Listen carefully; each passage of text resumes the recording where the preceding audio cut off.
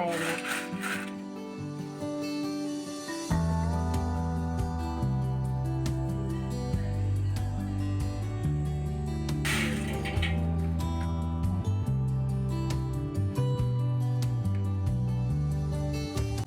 Hi friends, எல்லாருக்கும் வணக்கம். எல்லோரும் எப்படி இருக்கீங்க? இந்த vlog வந்து ஒரு க்ராசரி ரீஃபில்லிங் vlog தான். மாதம் லிஸ்ட்டு போட்டு ஒரு தடவை கூட மளிகை ஜாமான் வாங்கினதில்ல. ஒரு தடவை கம்ப்ளீட்டாக எல்லா க்ராசரி ஐட்டமும் வாங்கிட்டு வந்தோன்னா அதில் கண்டிப்பாக பாதி ஐட்டம் தான் யூஸ் பண்ணியிருப்பேன். மிச்ச ஐட்டம் ஃபுல்லாக அப்படியே தான் இருக்கும். ஏதாச்சும் 1-2 ஐட்டம், இந்த கடுகு, சீரகம், வெந்தயம் இந்த மாதிரி பொருள் தான் எனக்கு சட்டுன்னு தீர்ந்து போகும். இது வரைக்கும் 2-3 மாதத்துக்குன்னு சேர்த்து க்ராசரி ஐட்டம் வாங்கினதே இல்லை. எந்தெந்த பொருளெல்லாம் காலியாக போகுதுன்னு பார்த்து அதை மட்டும் ஃப்ரெஷ்ஷாக வாங்கிப்பேன். ஒருவேளை அதிகமாக க்ராசரி ஐட்டம் வாங்கி வச்சுட்டோன்னா அது வேறு ஒரு இடத்த அடைச்சிக்கிட்டே இருக்கும். இப்போ சப்போஸ் நம்ம யூஸ் பண்ணுறதுக்கு கொஞ்சம் லேட் ஆகிடுச்சுன்னா கூட அதில் சின்ன சின்ன பூச்சி வண்டெல்லாம் வந்துடும். முன்னாடியெல்லாம் இப்போ இருக்கிற மாதிரி கடைகள், சூப்பர் மார்க்கெட்லாம் கிடையாது. ஸோ நிறைய வாங்கி வீட்டில் ஸ்டாக் பண்ணுவோம்.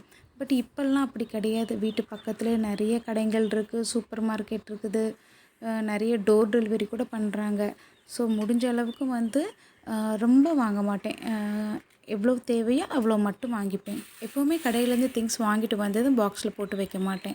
அதை கொஞ்ச நேரமாவது வெயிலில் காய வச்சுட்டு அதுக்கப்புறமா தான் ஸ்டோர் பண்ணி வைப்பேன். ஒரு சில ஐட்டம், இந்த பாசிப்பயிறு, சுண்டவத்தல், வெங்காய வடகம் இதெல்லாம் பார்த்திங்கன்னா சீக்கிரமாகவே வண்டு வந்துடும். ஸோ அதெல்லாம் வந்து இன்னும் கொஞ்சம் நேரம் நல்லா வெயிலில் காய வச்சுட்டு ஸ்டோர் பண்ணி வச்சோன்னா சீக்கிரத்தில் வண்டு வராது. ஃப்ரிட்ஜில் ஸ்டோர் பண்ணி வைக்கிறதுக்கு இது பெட்டர்னு தோணும். ஒரு சில ஐட்டம் பார்த்திங்கன்னா பாக்கெட்டில் வாங்குறத விட லூஸில் வாங்கினா ரொம்ப நல்லாயிருக்கும். ஸோ அதில் வந்து சம்டைம்ஸ் தூசி குப்பையெல்லாம் இருக்கும். அதெல்லாம் பாட்டி நீட்டாக படைச்சி வெயிலில் காய வச்சு கொடுத்துருவாங்க. அதுக்கப்புறமா நான் ஸ்டோரேஜ் பாக்ஸில் போட்டு வச்சுடுவேன். மட்டன் குழம்பு, மீன் குழம்பு, அப்புறமா இந்த சுண்டவத்து குழம்புலாம் செய்யும்போது மசாலாவை அரைச்சி தான் செய்வேன். ஸோ இந்த முழு கொத்தமல்லி, காஞ்ச மிளகாலாம் எனக்கு கொஞ்சம் ஜாஸ்தியாகவே செலவாகும். அந்த மிளகாவத்தலோட காம்பு எடுத்துகிட்டு வெயிலில் நல்லா காய வச்சுடுவேன். இல்லைன்னா ஃபங்கஸ் ஃபார்ம் ஆகிடும். அதே மாதிரி கொத்தமல்லியையும் நல்லா வெயிலில் காய வச்சுடுவேன். ஏன்னா அதில் சட்டுன்னு வண்டு வந்துடும். அப்புறமா எண்ணெய் வந்து கடையில் விற்கிற பிராண்டட் ஆயில் வாங்கவே மாட்டேன். செக்கில் ஆட்டின நல்லெண்ணெய், கடலெண்ணெய், தேங்காய் இது 3 தான் யூஸ் பண்ணுவேன். செக்கில் ஆட்டின எல்லா எண்ணெயுமே நம்ம வீட்டு பக்கத்துலேயே கிடைக்கும். ஸோ இதுவுமே ஸ்டாக் வைக்க மாட்டேன். எப்படியும் இன்னும் ஒரு 2-3 நாளில் தீரப்போகுதுன்னு தெரிஞ்சால் ஒரு கால் பண்ணி சொன்னால் அப்போ அதை அவங்களே வீட்டில் கொண்டு வந்து கொடுத்துருவாங்க. குக்கீஸ், கேக் இந்த மாதிரி ஐட்டம்லாம் பண்ணுறதுக்கு ஒரே ஒரு ரீஃபைண்ட் ஆயில் மட்டும் வாங்கி வச்சுப்பேன். மிளகாய்த்தூள், கொத்தமல்லித்தூள், இட்லி பொடி, சுக்கு பொடி இது எல்லாமே ஊர்லேருந்து அத்தை திரித்து கொடுத்து விடுவாங்க. இது 2 மட்டும் எப்போவுமே ஸ்டாக் வச்சுருப்பேன். ஏன்னா திடீர்னு மழை பெய்யும். நம்ம வந்து மாதம் கரெக்டாக இந்த வத்தல்லாம் காய வச்சு திரிக்க முடியாது. ஸோ இது வந்து எப்போவுமே நான் ஸ்டாக் பண்ணி வச்சுடுவேன். என்னோடய பசங்களுக்கு நட்ஸ் சாப்பிட்றதுன்னா ரொம்ப பிடிக்கும். ஸோ அது எப்போவுமே கொஞ்சம் அதிகமாக வாங்கி வச்சுப்பேன். கொழுக்கட்டை, இனிப்பு பணியாரம், அப்புறமா அவல் இது 3 நான் வீட்டில் அடிக்கடி செய்வேன். எப்போ செஞ்சாலும் இதில் நிறைய நட்ஸ் போட்டு தான் செய்வேன். இது போக எப்போவாச்சும் பசங்க ஸ்கூல் ஸ்நாக்ஸுக்கு நட்ஸை நெய்யில் நல்லா ரோஸ்ட் பண்ணி கொடுப்பேன்.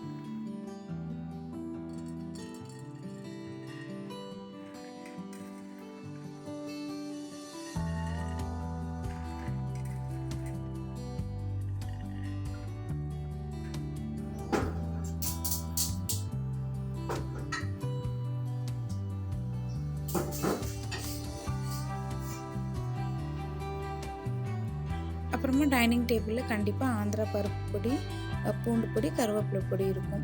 இது வந்து டெய்லியும் சாதத்தில் போட்டு சாப்பிட மாட்டோம். அப்பப்போ நினச்ச நேரம் போட்டு சாப்பிடுவோம். அதனால் ஒரு பாக்கெட் வாங்கினா எப்படியும் ஒரு மாதம் வரைக்கும் ஓடும்.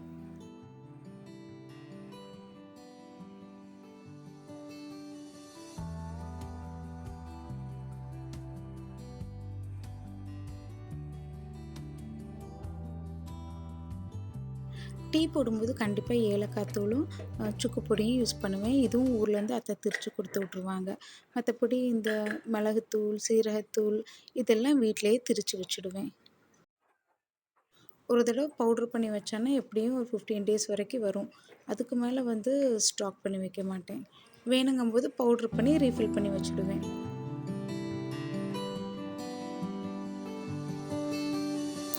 எப்படியும் வாரத்தில் 2-3 நாள் நான்வெஜ் செஞ்சுடுவேன். ஸோ இந்த பருப்பெல்லாம் சீக்கிரமாக தீர்ந்து போகாது. ஸோ இதுவும் அதிகமாக வாங்கி வைக்க மாட்டேன். தோசைக்கு போடுற தொளிப்பருப்பு மட்டும் கொஞ்சம் அதிகமாக வாங்கி வச்சுப்பேன்.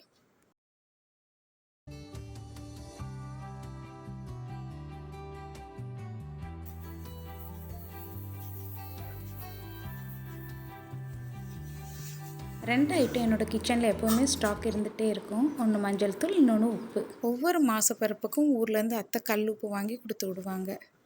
எப்போவுமே வீட்டில் உப்பு மட்டும் வற்றாமல் இருக்கணும்னு சொல்லுவாங்க. நானும் அதை கரெக்டாக ஃபாலோ பண்ணுவேன்.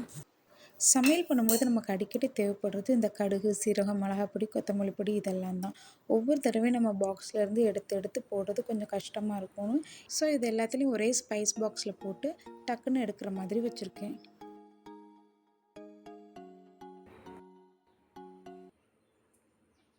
அப்புறமா உப்பு, புளி, காஞ்ச மிளகா, முழு கொத்தமல்லி இது எல்லாத்தையும் இந்த மாதிரி செராமிக் ஜாரில் போட்டு வச்சுருக்கேன். என்னோடய மேரேஜ் டைமில் அம்மா நிறைய ஸ்டெயின்லெஸ் ஸ்டீல் கண்டெய்னர் கொடுத்துருந்தாங்க. ஃபஸ்ட்டு எல்லா திங்ஸையுமே அதில் தான் ஸ்டோர் பண்ணி வச்சுருந்தேன். சமைக்கும்போது டக்குன்னு ஒரு பொருள் வேணும்னா 2-3 பாக்ஸ் ஓப்பன் பண்ணி பார்ப்பேன்.